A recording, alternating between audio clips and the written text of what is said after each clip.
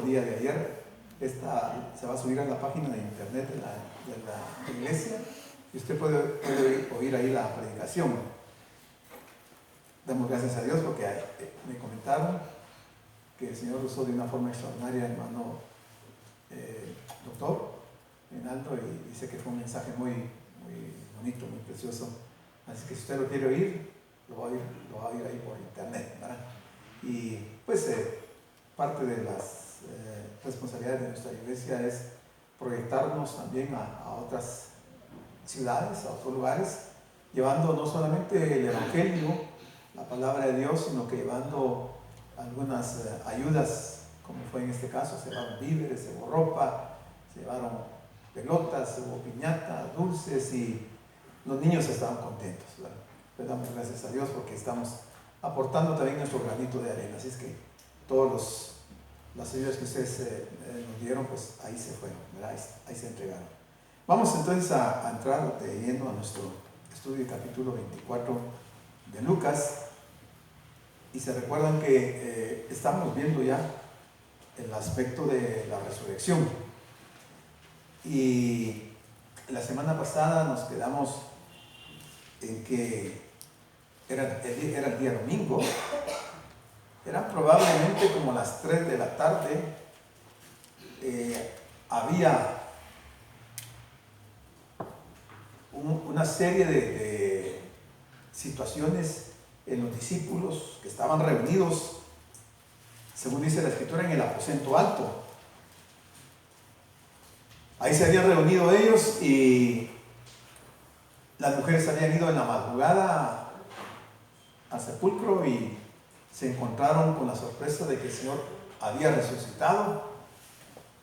Regresaron, les avisaron a los discípulos y los discípulos no lo creían, pero en el desarrollo de la mañana el Señor se apareció a Pedro y se empezó a aparecer a algunos de los discípulos, y a esos de las 3 de la tarde más o menos dice que Cleofas salió de Jerusalén para Emaús.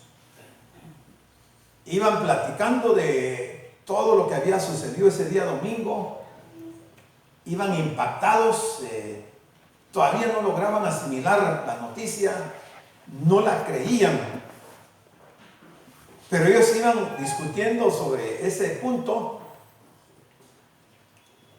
De repente se dan cuenta que viene un personaje detrás de ellos y cuando menos lo esperan, él va a la par de ellos y les pregunta que qué son esas pláticas que ellos llevan, esa discusión. Y ellos, pensando que era un extranjero, le dicen: ¿eres tú el único forastero que no sabes lo que ha ocurrido en Jerusalén? De las cosas que han sucedido. Y el Señor le dice: ¿qué cosas? Entonces ellos empiezan a describir lo que habían oído ese domingo por la mañana, porque habían estado con los discípulos. Y entonces en el versículo 16 del capítulo 24, Lucas nos dice que los ojos de ellos, o sea, de Cleofas y quien le acompañaba, estaban velados para que no le conociesen. O sea, de una forma sobrenatural, el Señor pone un velo en los ojos de Cleofas y no distinguen que el personaje que va ahí con ellos es Jesús.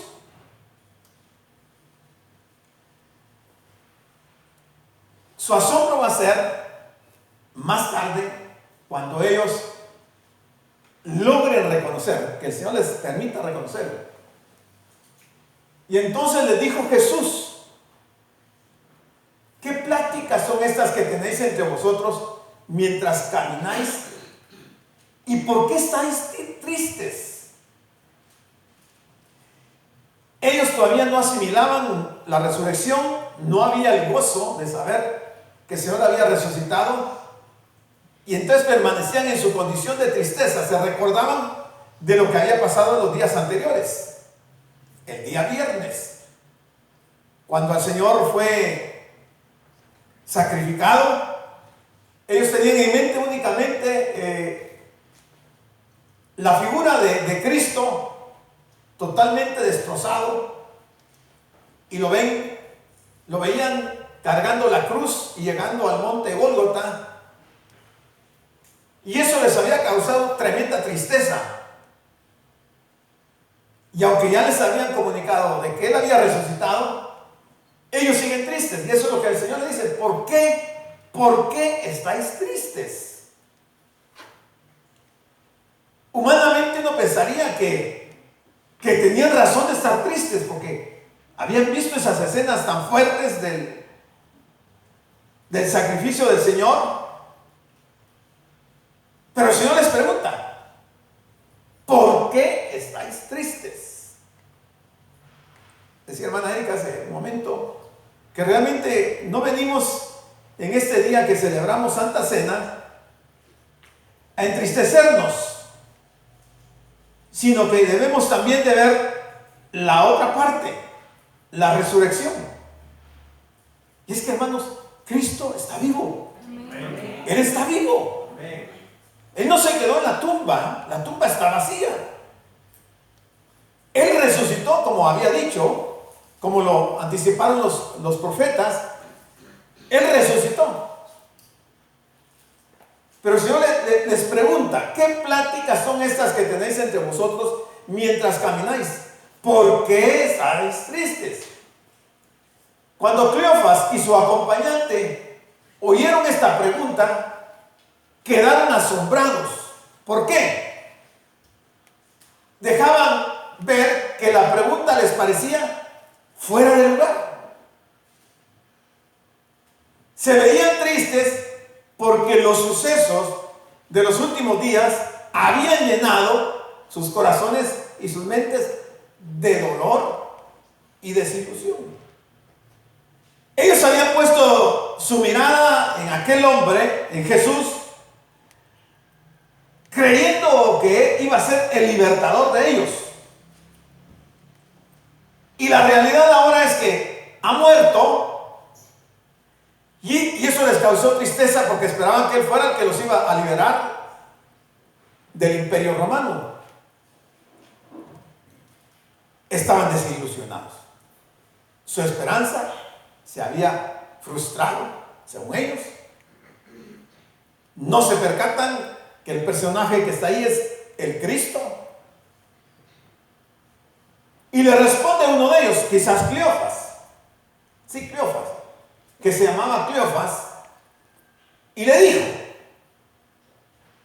¿eres tú el único forastero en Jerusalén que no has sabido las cosas que en ella han acontecido en estos días? El Señor se le había quedado viendo a Cleofas, vio su expresión, vio que estaba triste, y ahora Él responde y dice: ¿eres tú el único forastero en Jerusalén que no has sabido las cosas que han acontecido? Entonces el Señor le pregunta y le dice: ¿qué cosas? Miren cómo el Señor está provocando a Cleofas a dar sus argumentos, a externar su opinión,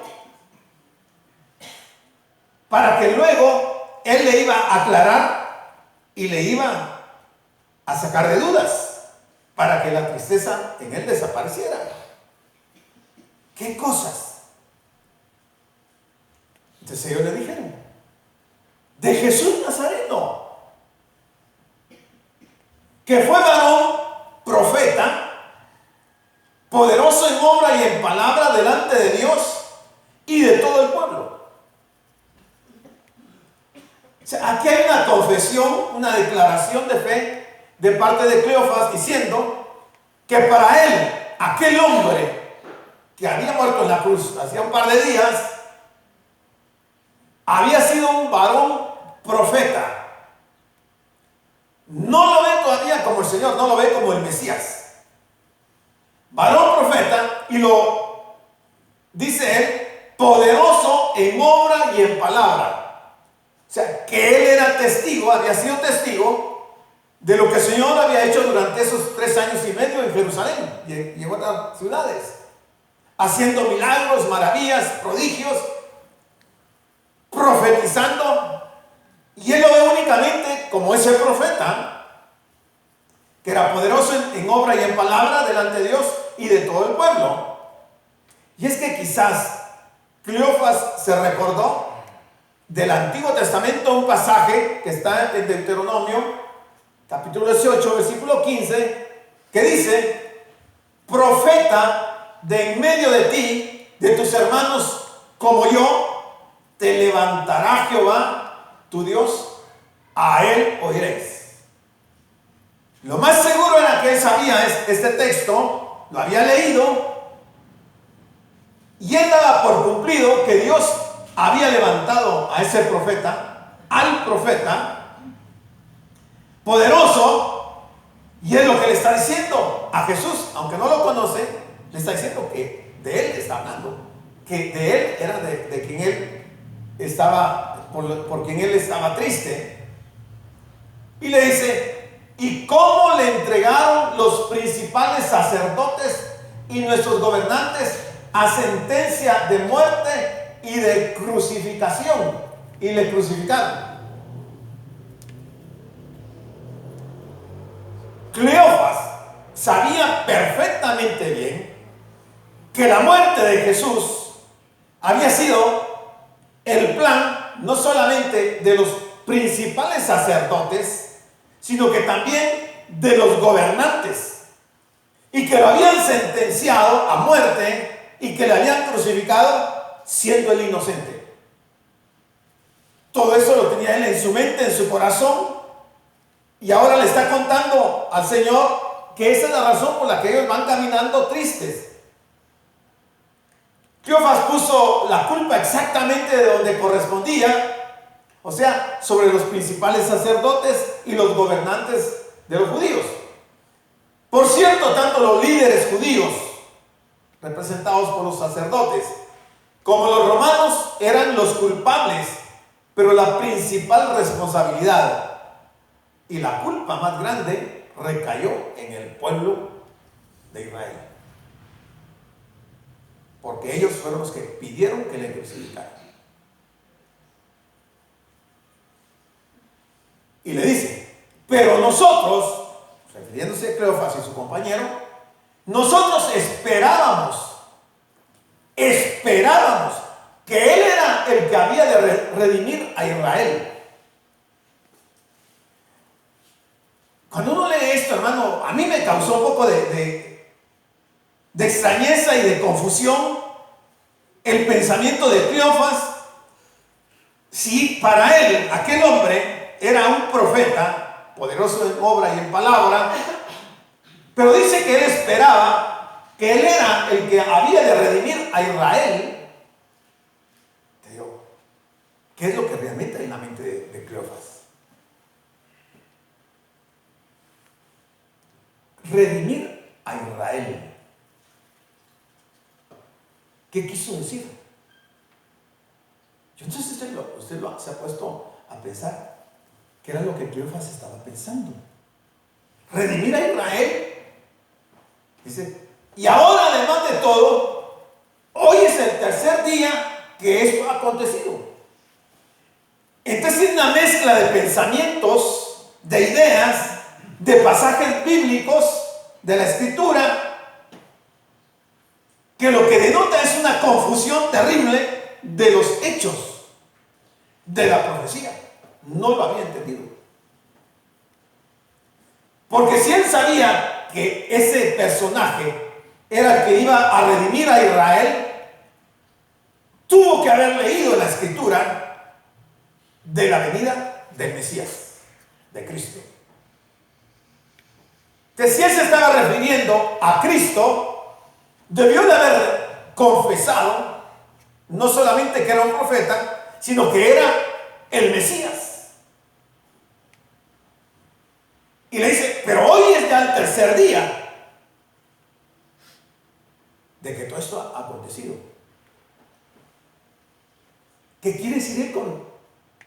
con mencionar que ese día era el tercer día. Estaba refiriéndose a la resurrección de Cristo. ¿Qué es lo que hay en su mente al mencionar estos pasajes? Y el Señor lo sigue oyendo y sigue encaminando. Y Él va describiendo los acontecimientos de esos días.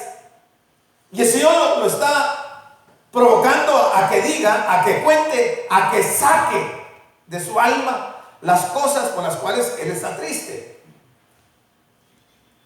Cuando Él habla de que Él era el que había de redimir a Israel, la interpretación más favorable que se puede dar a esas palabras de Cleofas sería: nosotros esperábamos que Él era el que de alguna manera libraría a Israel de su aflicción, tanto espiritual como política.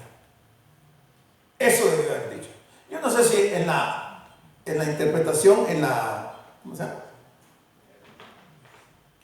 Cuando transcriben del griego ¿cómo? En la traducción. La traducción, sí, perdón, se me había olvidado. Si al hacer la traducción del griego al español, lo tradujeron mal.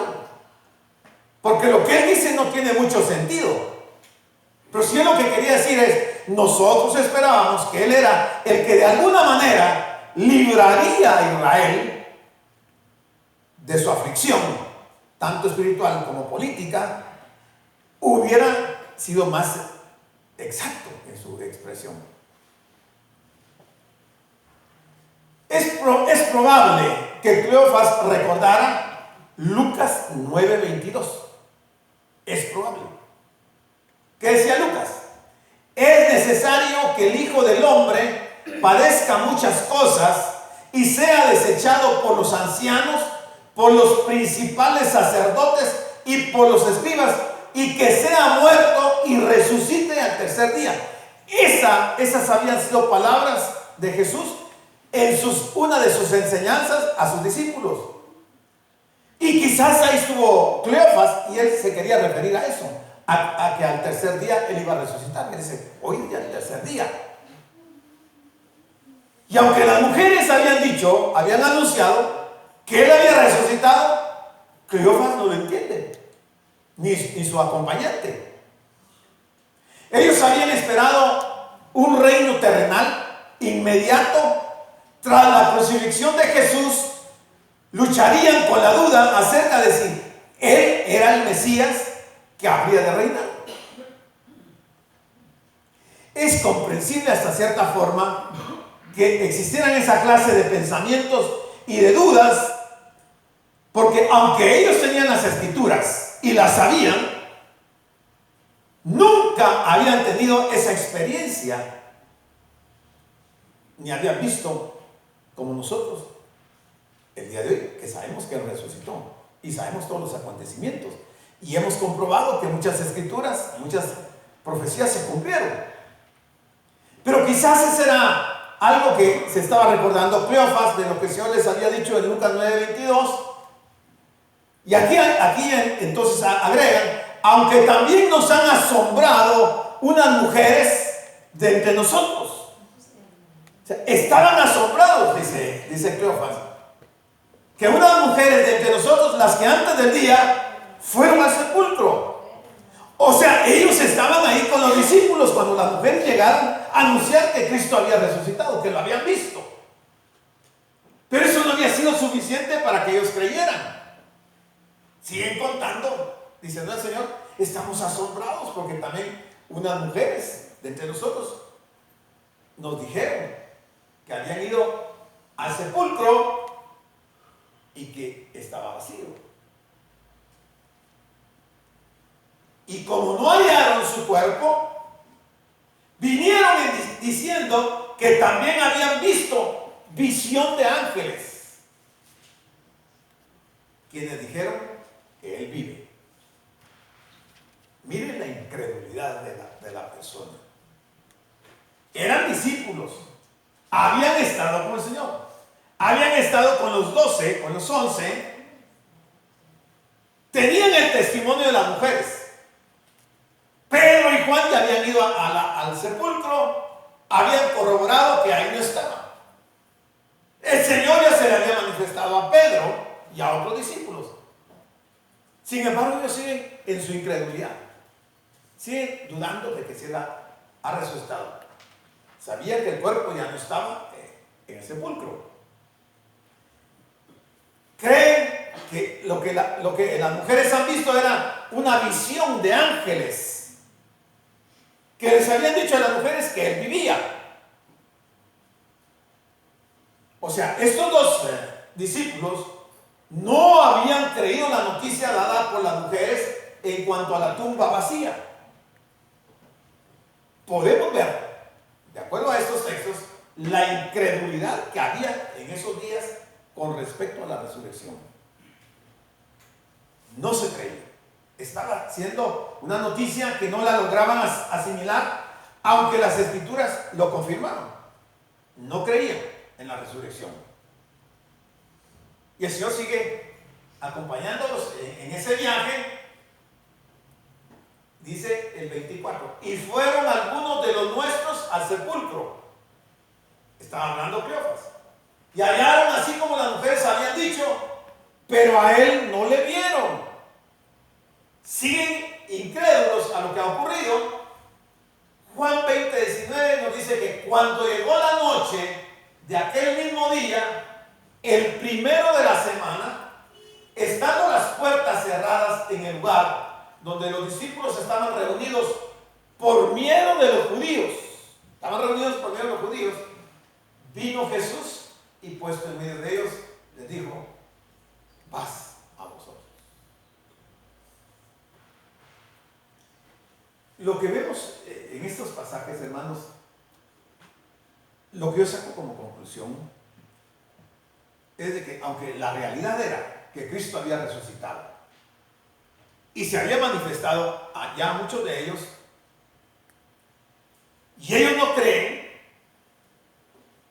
ahora que Él se aparece ya al principio de la noche y que les dice paz a vosotros, lo que hay ahí en las palabras del Señor es una expresión de afecto hacia los discípulos, de comprensión. El Señor pudo haberles dado una fuerte reprimenda por no creer. Primero, que no creían a las Escrituras. Luego, que no creían a los hechos. Pero el Señor no les reclama, sino que de una forma muy tierna, muy afectuosa, lo que hace es decirles paz a vosotros. Porque estaban intranquilos, estaban perplejos, estaban confundidos, no sabían si aquello era cierto, pensaban que quizás era un sueño, no lograban asimilar la realidad.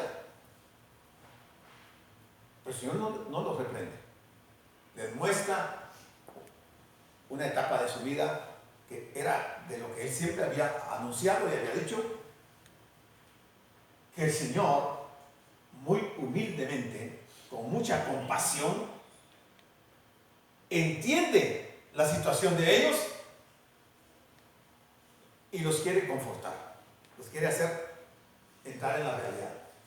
Más o menos así ha sido. Todos están asombrados que venga el Señor a aparecerse, y entonces el Señor les dijo, y aquí pongamos atención: oh insensatos y tardos de corazón para creer todo lo que los profetas han dicho. Fíjense que estas palabras del Señor son un poco fuertes, bastante fuertes. Asumamos, y voy a poner un caso hipotético. Digamos que el hermano Walter, y es un ejemplo, no se vaya a molestar. Usted es Cleofas y va con otra persona. Me voy a poner yo en el papel papel de Jesús.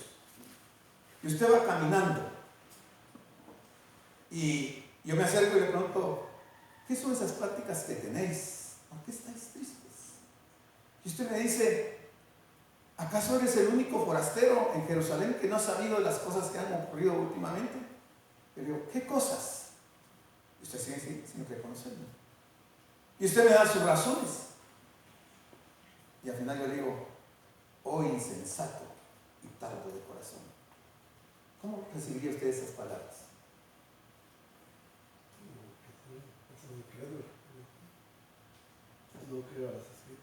Si usted no me conoce a mí y yo le digo insensato, ¿cuál sería su reacción?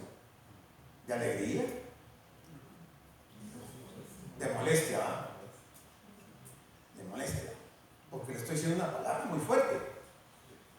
Oh insensato y tardo de corazón para creer todo lo que los profetas han dicho. El Señor no le muestra las manos, no le muestra los pies, no le da evidencias de que Él es el Cristo. ¿Qué hace el Señor?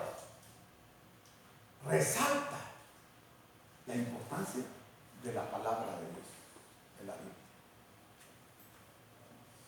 Él pudo haberle enseñado sus manos y sus pies y ante eso hubieran creído, pero no le dan ninguna señal.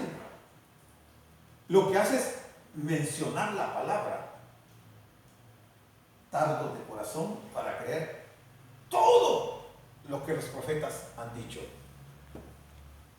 Miremos cómo el Señor pone en una posición demasiado importante la palabra de Dios. Algo que a nosotros nos cuesta mucho entender, que la palabra de Dios debería de prevalecer ante las señales.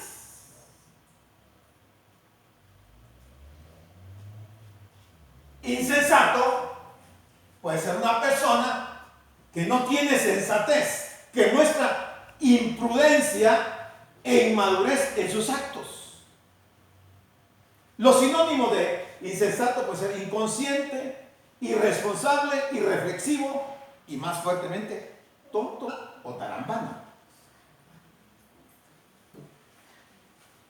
Pero que una persona que yo no estoy conociendo me diga a mí insensato, yo hubiera reaccionado en la carne. ¿Y tú quién eres para decirme a mí insensato? ¿Eres un forastero? ¿Por qué me estás insultando?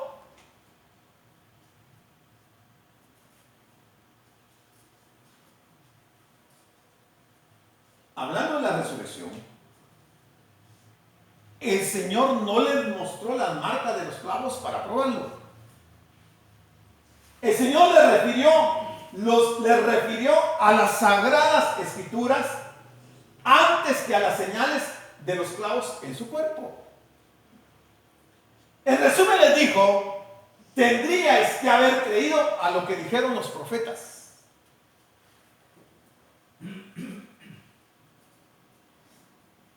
¿Cuántos de nosotros creemos a los profetas? Si usted me dice que cree a los profetas, yo le voy a preguntar, ¿qué pasajes de las profecías son las que usted está creyendo?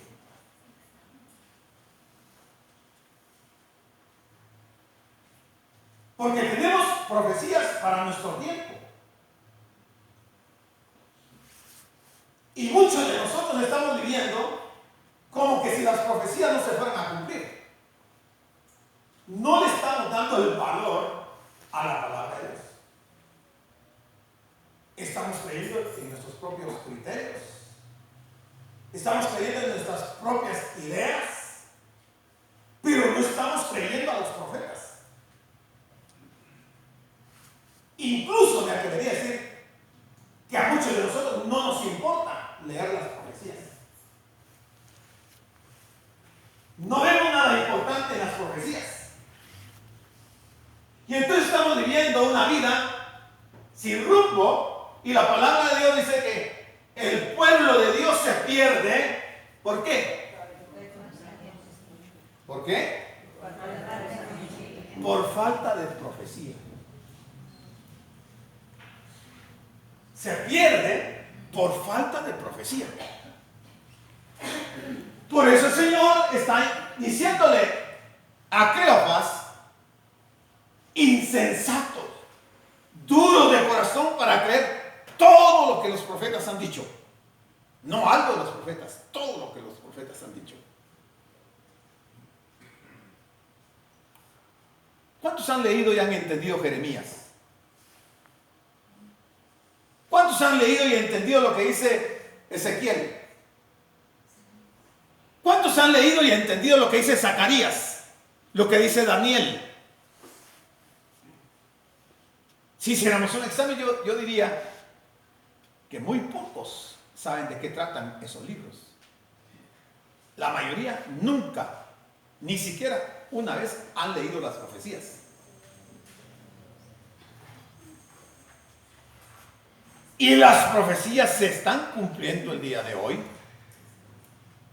Y lo más terrible va a ser cuando ocurra en aquel día el arrebatamiento de la iglesia, y muchos ni siquiera se han detenido a considerar la profecía. Eso le pasó a Cleofas. Insensato, tardo en creer todo lo que los profetas han dicho. En este pasaje, Cristo dijo que no creer en esa palabra era una necedad y una falta de comprensión. El Señor demostró una sincera y unánime aceptación a las declaraciones de la Biblia sin reservas ni condiciones. Es por ello que colocó un gran énfasis en la palabra escrita de Dios. Da tristeza ver reuniones en diferentes congregaciones donde se habla de todo menos de la palabra de Dios. Y la gente está feliz, riéndose, disfrutando, está entretenida con los chistes que les cuentan los pastores, pero no les están diciendo lo que dice la palabra de Dios. Y quizás tanto pastor como congregación irán a parar al infierno, porque no les importa la palabra, no les interesa lo que la Biblia dice, les interesan los cuentos, las aventuras que les cuentan los pastores.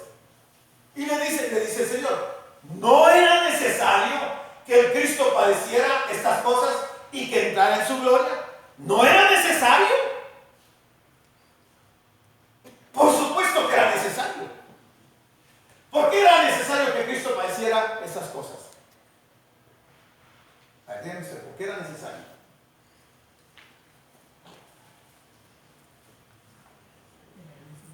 Porque tenía que cumplirse la palabra. Tenía que cumplirse la palabra. La palabra se iba a cumplir, creyeran o no creyeran. ¿Sí? Porque era necesario para las personas saber eso. Si no saben las personas que era necesario que Cristo padeciera, porque si Él no padece, no nos salva. Si no nos salva, no disfrutaremos de la vida eterna.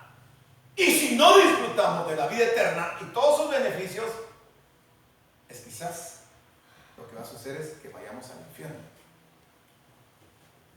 Es que hacemos del evangelio algo simple, algo que no, si ser cristiano es lo más fácil, es solo levantar la mano y decir sí, yo acepto.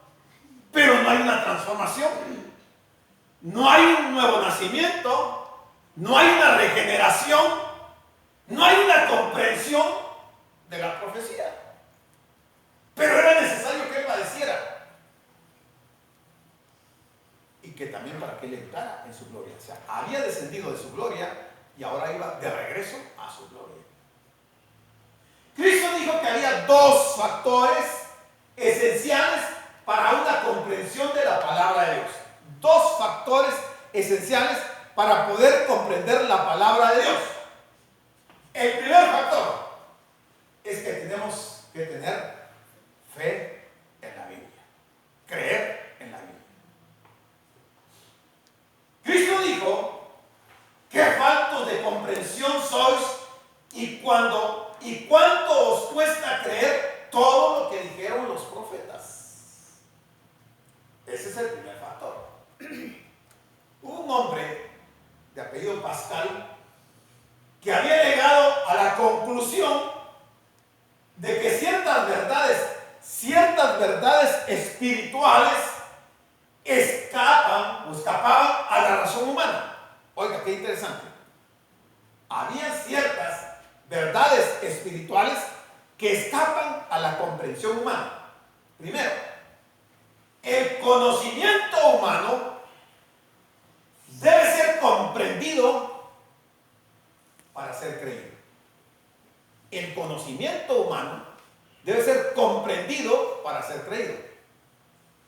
Pero el conocimiento divino debe ser creído para ser comprendido. Las verdades espirituales deben de ser creídas para poderse comprender. Son dos polos opuestos. Usted mira, ¿qué me importa lo que diga Pascal? Blaise Pascal fue un polímata, matemático, físico, teólogo católico, filósofo y escritor francés. Un polímata es un individuo que posee conocimientos que abarcan diferentes disciplinas. Según algunos comentaristas, dice que Pascal finalmente se convirtió en cristiano. No sé si está cierto, es probable. Pero lo que él está diciendo es importante. Pero esta es una de las razones para poder comprender la Biblia. La Biblia es como un libro cerrado. ¿Para quién? Para los incrédulos. Es un libro cerrado. Este podrá aprender algunos hechos y apreciar algunos pensamientos e ideas, pero perderá el mensaje. Por otra parte, un alma sencilla, cuyo corazón se ha abierto, creyendo con una fe humilde en Dios, será iluminada por el Espíritu Santo de Dios, y los ojos de su inteligencia se abrirán, adquiriendo una capacidad de comprensión de los asuntos espirituales. Ejemplo: Anás y Caifás, hombres importantes en la religión judía, sumos sacerdotes, conocían la ley, conocían la Torá, y nunca la comprendieron. Y cuando se refieren a Pedro, dicen que Pedro es gente del vulgo.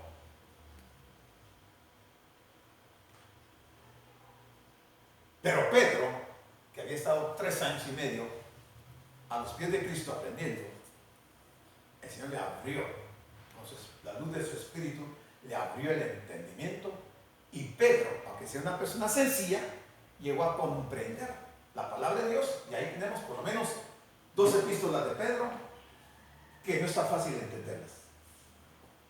No está fácil.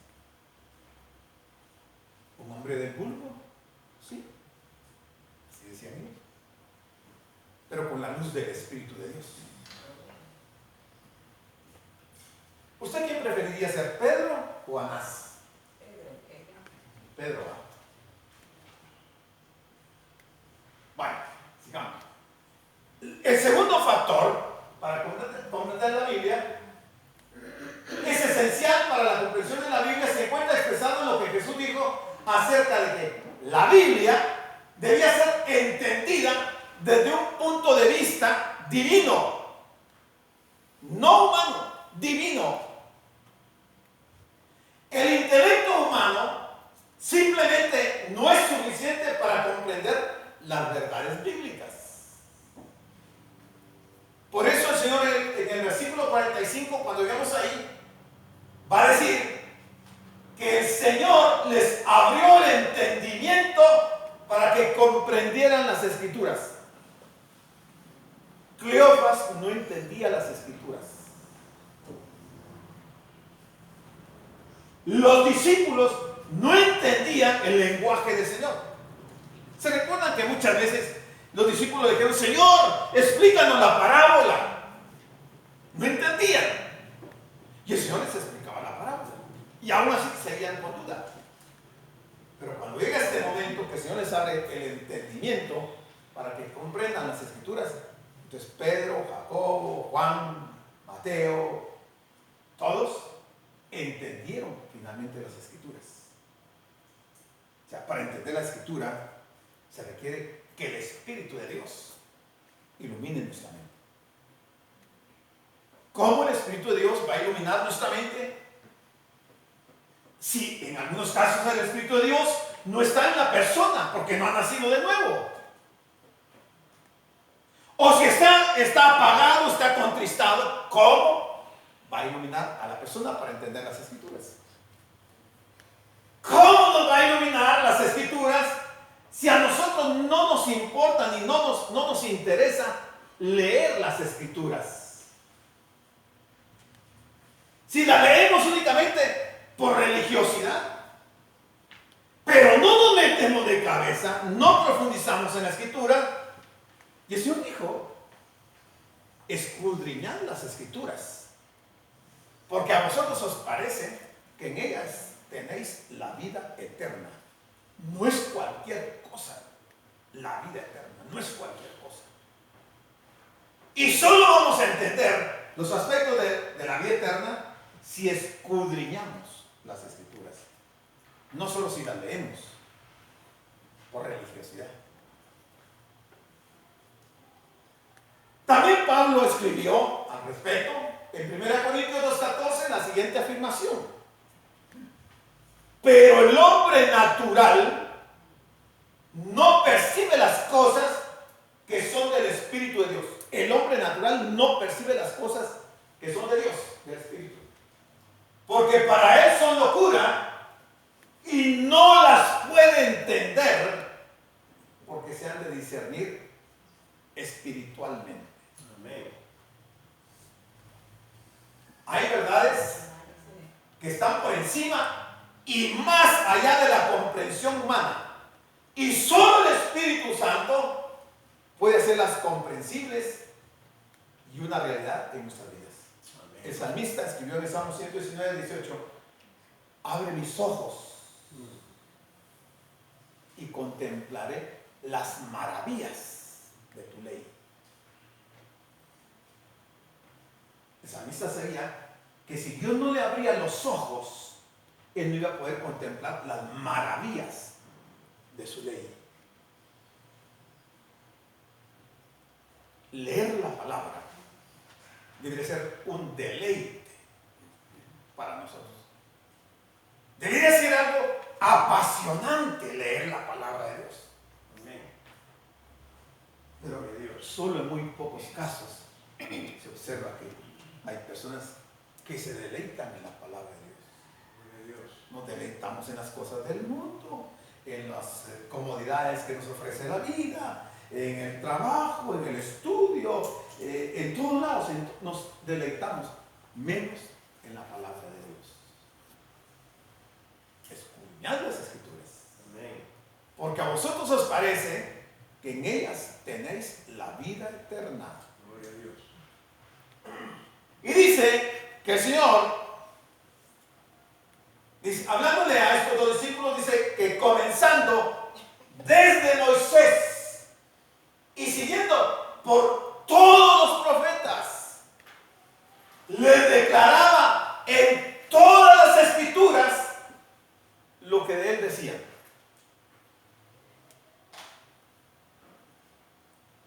Si yo le preguntara a usted un texto de Moisés, en donde se declare algo de Cristo, ¿qué texto me citaría usted? No me diga el número del versículo, dígame el concepto. Como Moisés levantó la serpiente en el desierto, es necesario que el Hijo del Hombre sea levantado. Correcto, tiene razón, la felicito. Esa es una de las escrituras. En Moisés. De todos los profetas.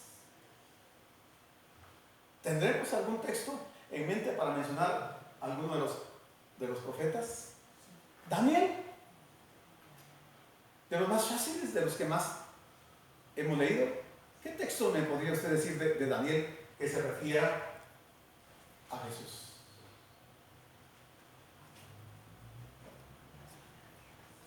¿No le parece a usted que las 70 semanas de Daniel, ahí se habla mucho de Jesús? Y se le quitará la vida al Mesías. ¿Cuándo? ¿Cuándo? Al final de la semana 69. Pero el Señor lo que hace es darle una cátedra, pero interesantísima, a Cleofas, caminando esos 11 kilómetros de Jerusalén hasta Emaús. Les declara todas las escrituras que hablaban acerca de él. Por ejemplo, vamos a ver algunos textos. Génesis, ahí están los versículos. Éxodo, Números, Deuteronomio, Segunda de Samuel, Salmos, Isaías, Jeremías, Ezequiel, Daniel, Miqueas, Ageo, Zacarías, Malaquías, por mencionar algunos. Todos esos hablan